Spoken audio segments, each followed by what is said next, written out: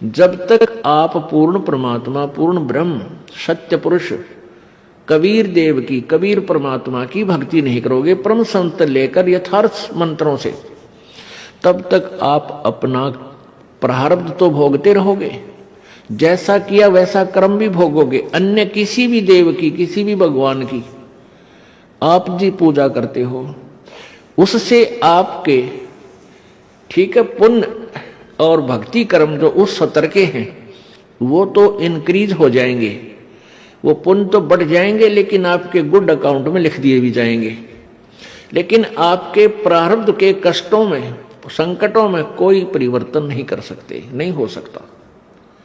क्योंकि वो प्रभु जिनकी आप साधना करते हो वो अंगारी नहीं है, वो पापों के शत्रु नहीं है, वो बंदी छोड़ नहीं है, वो बमबारी नहीं है।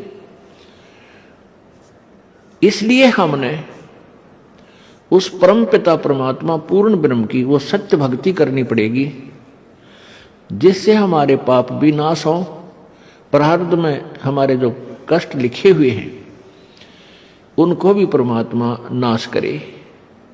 पुण्यात्माओं, परमात्मा की प्राप्ति भक्ति हम इसी उद्देश्य से करने लगते हैं कि प्रथम तो हम ये चाहते हैं कि भाई भगवान हमारा कल्याण करे, साधना भक्ति करने से हमारा कल्याण हो। कल्याण का क्या तात्पर्य है? कल्याण का अर्थ है कि हमें हर प्रत्येक, जैसे प्रत्येक दिशा में हम सुखी हों, ना कोई आपत्ति आवे, ना कोई कष्ट भोगना पड़े और पूर्ण मोक्ष हो। कल्याण का अर्थ होता है कति छुटकारा हो जाए, हम बिल्कुल दुखों से दूर हो जाए, उसको कल्याण कहते हैं। अब कति छुटकारा क्या हो? कोई पाप, कोई दुख ना हो। और दुख तब तक बना रहेगा जब तक आपका जन्म मृत्यु है, क्योंकि यहां जब आपका प्रारब्ध बनकर आओगे तो पुण्य और पाप दोनों होंगे। उन पुण्य और पापों के साथ साथ आपको अन्य भी आपदाएं, प्राकृतिक आपदाओं का भी सामना करना पड़ता है। यहां अन्य प्राणी, जो हिंसक प्राणी हैं, वो भी आपको बाधा करते हैं, और दुष्ट प्रकार के व्यक्ति भी जो मनुष्य शरीर में आए हुए हो, नीच प्राणी, वो भी आपको तंग करने में कसर नहीं छोड़ते हैं। तो जब तक आप यहां आते रहोगे, जन्मते मरते रहोगे, आप सुखी नहीं हो सकते। ये सुख हो ही नहीं सकता, क्योंकि मां के पेट में दुख पान लगाए प्राणी, मां के गर्भ में ही इतना कष्ट ये उठाता है कि ऊपर ने तो पैर होते हैं, नीचे को सिर, और फिर वो बच्चा अंदर, उसको बहुत पीड़ा होती है। आत्मा जो है ये, इसके अंदर युगों युगों के संस्कार फीड हैं। आत्मा के अंदर अंतःकरण में एक कंप्यूटर है जिसमें कोड वर्डों में अनंत असंख्य जन्मों के आपके सभी संस्कार उसके अंदर डिपॉजिट हैं, फीड हैं, जमा हैं। और जब ये प्राणी मां के पेट में होता है, इसको सब याद आ जाते हैं। 9 महीने तक उल्टा सिर नीचे को, पैर ऊपर न, और मां के पेट में ऐसे घूमता रहता है, चक्कर काटता। चक्कर क्यों काटता है? क्योंकि इसको अंदर से, इसके कच्चे शरीर पर बहुत ऐसे पीड़ाएं होती हैं, क्योंकि एक तो शरीर इंक्रीज होता है, और फिर अंदर ऐसे जैसे माता कोई आहार करती है, उसका भी अंश उस बच्चे के कच्चे शरीर पर, मिर्च है, लवण है, ये ऐसे असर करता है, ऐसे डंक से लगते हैं उसको, जैसे मच्छर काटते हैं। उस पीड़ा को समाप्त करने के लिए मचलता है, तो वो घर्षण से, मां के पेट के अंदर से घर्षण पैदा करके, घर्षण के द्वारा घूम घूम के उस पीड़ा को ये समाप्त करने की चेष्टा 9 महीने करता रहता है। और उस समय ये प्रार्थना करता है, परमात्मा मेरे से जो भूल हुई अब मुझे याद आ गई। क्योंकि संकट जब आता है तब हम हर तरह से सोचते हैं भाई ये क्यों आई आपत्ति, ये भगवान मैंने ऐसा कौन सा पाप कर दिया, क्या गलती बन गई मेरे से। और जब तक ये सुखी रहता है इसको कुछ याद नहीं आता, केवल बकवाद याद आती हैं, वो मित्र याद आते हैं जो गुटी छुटी लाव ताश खेलते हों, या वो रिलेटिव रिश्तेदार याद आते हैं जिनके साथ गप्पे मारने जावे, सैर सपट्टे कर आवे। और जब इस पर आपत्ति आ जाती है फिर इसको परमात्मा याद आता है। इसलिए परमेश्वर कबीर देव जी कहते हैं कि सुख के माथे पत्थर पड़ो, जिस ते नाम हृदय ते जाए, और बलिहारी उस दुख के जो पल पल नाम रटावे। परमेश्वर कहते हैं कि ऐसा सुख भी ना देना, ये मांगना मालिक से। हमें संकेत करते हैं परमात्मा अप बाणी बोल के अपने ऊपर ही, कहते हैं भगवान इसे सुख के आग लगो जिस तेरा नाम भूल पड़े, तेरी याद जिससे जामन, इसे सुख की जरूरत नहीं परमात्मा, आग लगे इसे। क्योंकि ये सुख तो झूठा है, ये तो अस्थायी कुछ ही समय के लिए है। और इस सुख में यदि हम भगवान भूल गए, यही तो समय है परमात्मा याद करने का, यही समय है मनुष्य जीवन जो है हमारा भक्ति करने का, दान करने का और शुभ काम करने का। और इनको हम बकवादों में खत्म कर रहे हैं। तो ये सुख जो आज है स्थायी है, ये पिछले पुण्य से है, और हमने उस सुख की जरूरत नहीं परमात्मा जो हमारे इस भक्ति मार्ग से दूर कर दे, आपसे दूर करे। वो बलिहारी उस दुख के, कहते हैं कुर्बान हो उस दुख के जो दुख हमें भगवान याद दिलावे। तो यहां का जो सुख है ये तो अस्थायी है, ये तो रहेगा ही नहीं रहेगा। और फिर हम जिस उद्देश्य के लिए मनुष्य जीवन प्राप्त करके आए थे वो हमारा रह जाएगा। तो ये जब मां की गर्भ में प्राणी होता है तब ये सोचा है परमात्मा मैंने बहुत गलती करी, मैंने आपको याद नहीं किया। और अब के जब बाहर आज एक बार बाहर निकाल दो, मेरा शरीर ठीक ठाक पूरा कर दो मालिक। क्योंकि मनुष्य जीवन की वैल्यू का इसको मां के गर्भ में पूरा पता होता है। आत्मा बूढ़ा और बालक नहीं होती, आत्मा बाहर आकर के मूर्छित कर दी जाती है इन तीन गुणों के द्वारा। जो ही आत्मा शरीर के साथ बाहर आती है, शरीर में स्थूल शरीर बनकर इसके ऊपर एक कवर चढ़ा जाता है अंदर, और उसमें ऐसी जकड़ दी जाती है। और बाहर आते ही जब तीनों गुण रजगुण ब्रह्मा सदगुण विष्णु तम गुण शिव जी, ये एक एक इंजेक्शन लगा देते हैं इसके,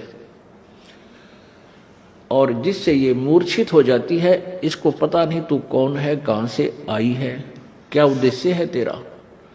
फिर इसको नए सिरे से कह कह सिखाया जाता है, ये तेरा चाचा है, ये तेरा ताऊ है, ये तेरा पापा है, तेरी मम्मी है, ये तेरा भाई है, ये तेरी बहन या बुआ, ये तेरा खेत है, ये पशु है, इसका ये पक्षी है। यानी नए सिरे से इसको ये ऐसी शिक्षा फिर दी जाती है। मां के गर्भ में इसको पता होता है कि मैं जब भी जाता हूं, बाहर गए हैं उसी समय हमने भक्ति नहीं की।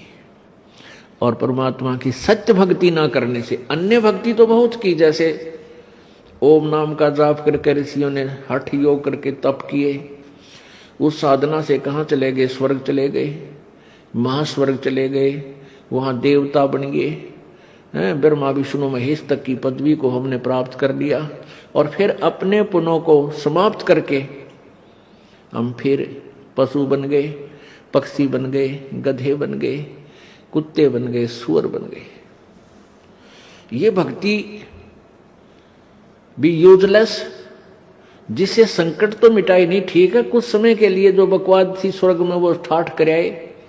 जैसे एक धनी व्यक्ति यहां हरियाणा, पंजाब, राजस्थान, उत्तर प्रदेश आदि का, और 2 महीने कुल्लू मनाली शिमला की साइड चला जावे, पैसे ले जाओ 20, 30, 50 हजार 2 महीने के लिए, पूरा परिवार चला जाए, चाहे आप अकेला जाए। और वहां क्या करते हैं, ठाठ करने का क्या तरीका है कि होटल में कमरा किराए पर ले लिया, और वहां सारा दिन ठंडी ठंडी हवा, अच्छे बाग बगीचे, पहाड़ दृश्य दिखाई दे, सुंदर सुंदर उनने घूम फिर के देखा है और 2 महीने वहाँ रहे, क्योंकि वहाँ बहुत ही अच्छा वातावरण मौसम होता है, गर्मी नहीं होती, प्यारी प्यारी ठंड होती है। तो वो 2 महीने में 20, 30, 50 हजार रुपये बर्बाद करके, खर्च करके, जेब कटवा के वापस आ जाता है। और 10 महीने फिर कर्म क्षेत्र में वो खून पसीना करे, झूठ बोला किसी तो लूटा खसोटा, यानी पुण्य पाप इकट्ठे करे। ऐसे ही ये मनुष्य जीवन है। जब तक हमें स्थायी स्थान नहीं मिलेगा, सतलोक प्राप्ति नहीं होगी, यानी पूर्ण मोक्ष नहीं होगा, जन्म मृत्यु सदा के लिए नहीं मिटेंगी, तब तक हमारा ये चक्कर पड़ा ही रहेगा। तो इस आत्मा को मां के शरीर में ये भी पता पेट के अंदर ये भी पता चल जाता है कि जो साधनाएं मैं कर रहा हूं ये भी पूर्ण मोक्षदायक नहीं है, ये संकट निवारक भी नहीं है, और अब के पूर्ण संत की खोज करूंगा जो देवता बने हुए हैं। अब उन देवताओं को जब ये देवता पद प्राप्त करने की या स्वर्ग जाने की जो साधना करके चले गए, उसी साधना को ये अंतिम मान रहे थे, श्रेष्ठ मान रहे थे। तो वहां जाने के बाद फिर इनको याद आता है कि वेदों में लिखा है, क्योंकि जिन ऋषि महर्षियों ने वेदों अनुसार साधना की, और वो कहां गए? ब्रह्मलोक में। ब्रह्म की पूजा करने वाले ब्रह्मलोक में जाते हैं। और गीता जी अध्याय नंबर 8 के श्लोक नंबर 16 में लिखा है कि ब्रह्मलोक पर्यंत भी सभी आवागमन में है, जन्म और मृत्यु के अंदर है। तो इनको वहां पता चलता है अभी हमने वेदों अनुसार साधना की और हम यहां आगे चलो स्वर्ग प्राप्त हुआ, महास्वर्ग मिल गया, लेकिन यहां भी मृत्यु होगी, हम फिर जाएंगे इसे छोड़कर। तो वहां क्या इनकी आपस में कैसी चर्चाएं चलती हैं इन देवताओं की? कहते अभी हमने कोई पूर्ण संत नहीं मिला, हमारे को पूर्ण संत नहीं मिला, इस कारण से हम यहां तक की साधना की। तो वह आपस में चर्चा करते हैं भाई पूर्ण संत और कौन होता है, कैसा होता है। फिर वहां परमात्मा पूर्ण ब्रह्म इनकी आत्मा को झंझोड़ते हैं, इनको याद दिलाते हैं कि तुम पढ़ा करते थे यजुर्वेद अध्याय नंबर 40 के और श्लोक नंबर 10 से लेकर 13 तक। उसमें लिखा है कि वेद ज्ञान देने वाला जो प्रभु है वो कहता है कि वो परमात्मा की, पूर्ण परमात्मा के विषय में यथार्थ जानकारी, वो जन्म लेता है या नहीं लेता है, वो साकार है या निराकार है, उसके विषय में जो जानकारी है वो किसी तत्वदर्शी संतों से पूछो, सुनो। तो वो तत्वदर्शी संत का ज्ञान उन वेदों से भिन्न है, इससे सिद्ध है। तो फिर ये वहां चर्चा करते हैं भाई कैसे मनुष्य जीवन मिल गया, अब के जब मनुष्य जीवन परमात्मा दे देगा। कहते हैं हम पूर्ण संत की तलाश करेंगे जो वेदों से भी आगे का ज्ञान जानता हो।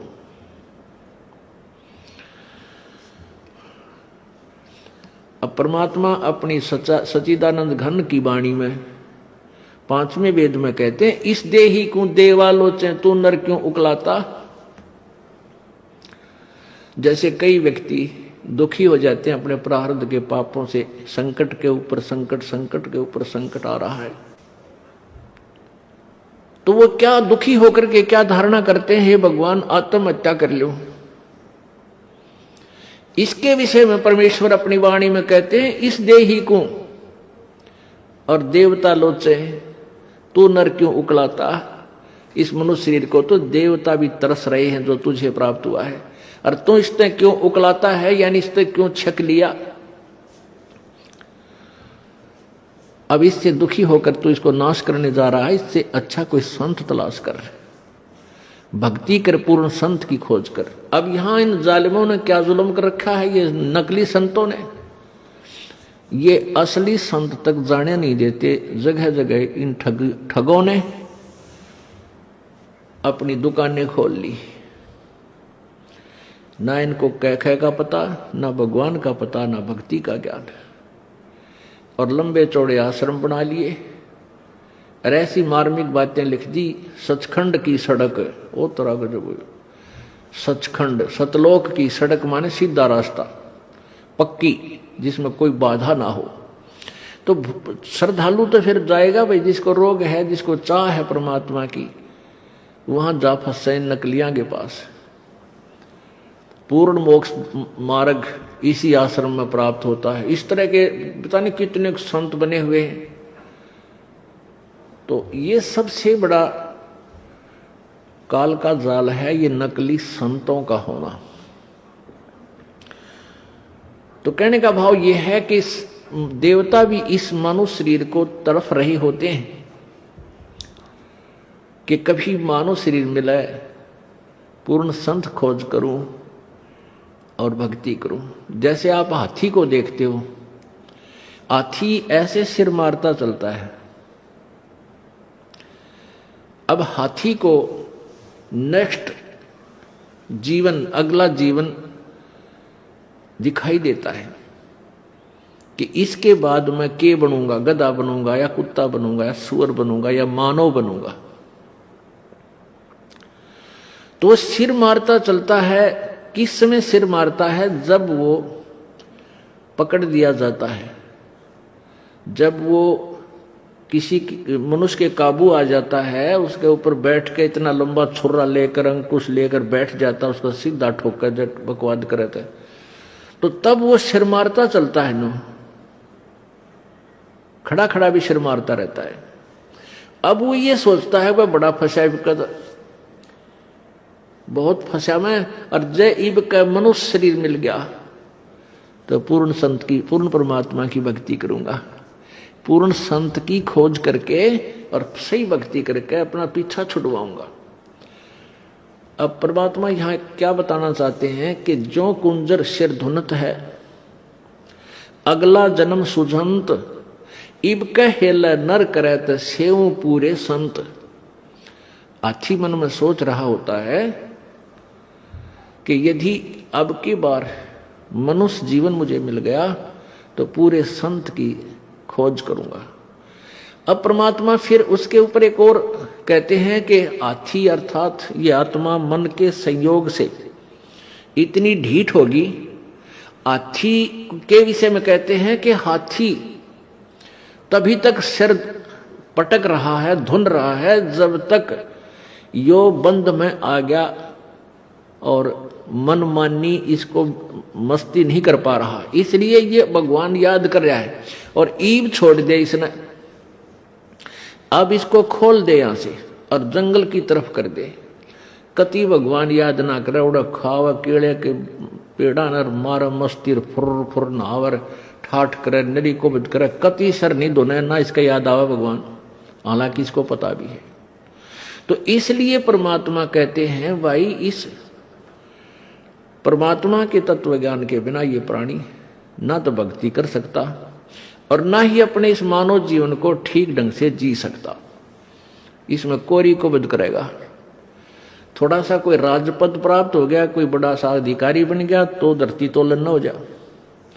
मंत्री, मुख्यमंत्री, प्रधानमंत्री, राष्ट्रपति बन जाए तो पता ना क्या सोच बैठा है और भूल जाता उसमें कि तू इंसान भी है, तू जीव भी है। तो ये जो चौंध लावा है, ये काल लगाव है, ये भूल जो डालता है, ये काल लगाता है कि ताकि ये नरे कर्म फोड़ ले अपने और पापों की गठड़ी बांध ले। क्योंकि अच्छी आत्माएं पूर्व जन्म की होती हैं, वो ही कोई उच्च पद, अच्छा धन प्राप्त करती हैं। तो वो अच्छी आत्माओं से नरे पाप करवा कर उनको नीच आत्मा बनवा देगा। और जो दुखी हैं वह तो पिछले, जो गरीब हैं, रोगी कोडी हैं, वो तो पिछले जन्म के पहले ही पाप नरे इकट्ठे कर रखे।